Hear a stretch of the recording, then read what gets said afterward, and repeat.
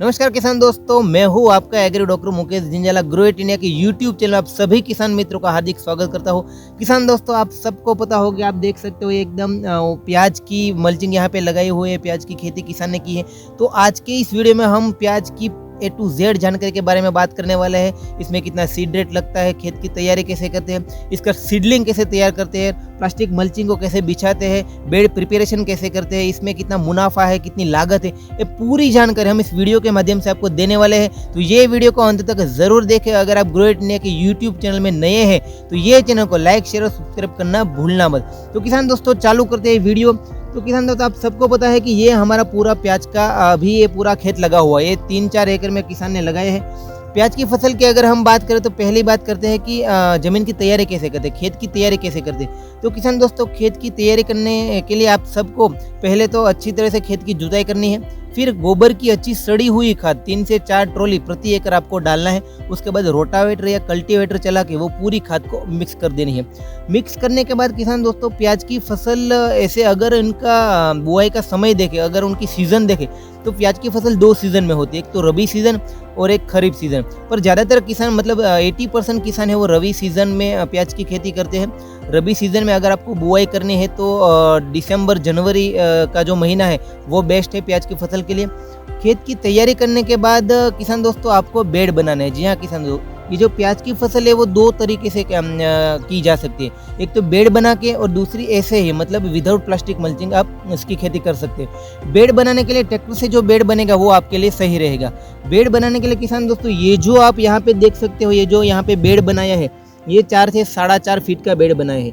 4 से 4.5 फीट का bed tractor से बनाया है। ट्रैक्टर से बेड बनाने के बाद इसके ऊपर बेजल डोज की रिक्वायरमेंट रहती है। बेजल डोज में वैसे ये जो प्याज है वो मतलब बल्ब क्रॉप है, यानी कि ट्यूबर क्रॉप है, तो इसमें सल्फर की रिक्वायरमेंट ज़्यादा रहती है। अगर आपकी खेती की परीक्षण करवा के, जैसे कि कोई कृषि विज्ञान केंद्र नज़दीक में कोई कृषि यूनिवर्सिटी है, वहाँ पे जाके आप खेती का परीक्षण करवाए। अगर कोई भी खाद इसमें आपको लगता है डालना है, जैसे कि DAP है, SSP है, MOP है, सल्फर है, वो खाद की पूर्ति आप बेजल डोज में कर सकते हो। बेजल डोज डालने के बाद ये जो पूरा बेड पे जो किसान दोस्तों जो प्याज की खेती करते हैं, वहाँ पे 2 ड्रिप लाइन की ज़रूरत रहती है। यानी कि ये यहाँ पे देख सकते हो आप, एक ड्रिप लाइन यहाँ है और एक ड्रिप लाइन यहाँ है। तो ये 2 ड्रिप लाइन आपको यहाँ पे इंस्टॉल करनी है। वो करने के बाद आपको यहाँ पे देख सकते हो कि ये जो प्याज का मल्चिंग है वो प्री होल है। यानी कि 4.5 फीट के ऊपर जो ये पूरा हमारा प्लास्टिक मल्चिंग लगाया है, ये प्री होल प्लास्टिक मल्चिंग है। यानी कि यहाँ पे देख सकते हो आप, 1 2 3 4 5 6 7 8 9 10, यानी कि एक बेड में 10 होल यहाँ पे दिए हुए। होल के बीच का जो डिस्टेंस है, यानी कि प्लांट टू प्लांट का जो डिस्टेंस है वो 4-4 इंच पे दिया गया। इसलिए ये जो पूरा बेड है वो पूरे बेड पे 10 होल आए हैं। इसे 400 मीटर का जो प्लास्टिक मल्चिंग रहता है, वो पूरे प्लास्टिक मल्चिंग में 35,000 जितने होल किसान दोस्तों आपको मिल सकते हैं इसमें। तो प्लास्टिक मल्चिंग का अगर आपको चयन करना है तो जो भी क्वालिटी अच्छी हो, अच्छी कंपनी का चूज़ कीजिए। यहाँ पे पूरा ग्रो इट का लगा है, तो ग्रो इट का प्लास्टिक मल्चिंग की विशेषता यही है कि इनका जो कलर है वो एकदम शाइनिंग वाला कलर है, इनका जो स्ट्रेंथ है वो भी बढ़िया है, और ये है वो UV प्रोटेक्टेड है, और सल्फर और पेस्टिसाइड रेजिस्टेंस भी है। तो ऐसा क्वालिटी वाला प्लास्टिक मल्चिंग चूज़ करके आप अपनी प्याज की फसल में कर सकते हो, क्योंकि यहाँ पे प्री होल प्लास्टिक मल्चिंग प्याज की फसल में दिया हुआ है। प्लास्टिक मल्चिंग का इंस्टॉल करने के बाद किसान दोस्तों, इसमें ज़रूरत पड़ती है कि अब इसका प्लांटिंग कैसे करें। तो ये यहाँ पे आप देख सकते हो, तो यहाँ पे ये सीडलिंग लगाया है प्याज का। तो प्याज के सीड रेट की बात करें तो प्रति एकड़ 3 से 3.5 kg का सीड की रिक्वायरमेंट रहती है, क्योंकि प्याज की फसल में पहले नर्सरी प्रिपरेशन करना पड़ता है। नर्सरी प्रिपरेशन करने के लिए आपको ऐसी जो खुली क्यारी है वहाँ पे आपको सीड को डाल देना है, और जब वो सीड 40 से 45 दिन का हो जाए तब ये सीडलिंग रेडी हो जाता है। सीडलिंग रेडी होने के बाद इनके ऊपर आप देख सकते हो, तो इनका पत्ता कटा हो, यानी कि उनके पत्ते को काट देते हैं, यानी कि इसमें कोई अगर पेस्ट डिजीज का जो दिक्कत है वो भी इसमें नहीं आएगा। तो 40 से 45 दिन का सीडलिंग रेडी होने के बाद आपको डायरेक्टली ये जो सीडलिंग है वो आपको ऐसे यहाँ पे लगा देना है। यानी कि ये लगाने के लिए कई किसान दोस्तों है वो लगाने से पहले फंजीसाइड और इंसेक्टिसाइड का भी चयन कर देते हैं। मतलब इसका जो रूट है वो रूट के लिए वो ट्रीटमेंट भी देते हैं, जिसके कारण क्या हो कि 20 से 25 दिन तक इनमें कोई भी पेस्ट और डिजीज़ का अटैक ना लगे। तो आप कोई भी अच्छी पेस्टिसाइड या फिर कोई अच्छी फंजीसाइड का चयन करके इसका ट्रीटमेंट देके आप यहाँ पे आप ऐसे लगा सकते हो। इसे लगाने के बाद किसान दोस्तों आप को यहाँ पे जो प्लास्टिक मल्चिंग का चयन किया है वो पूरे रोल में, जैसे मैंने पहले बताया, 35,000 जितने सीडलिंग लगेंगे।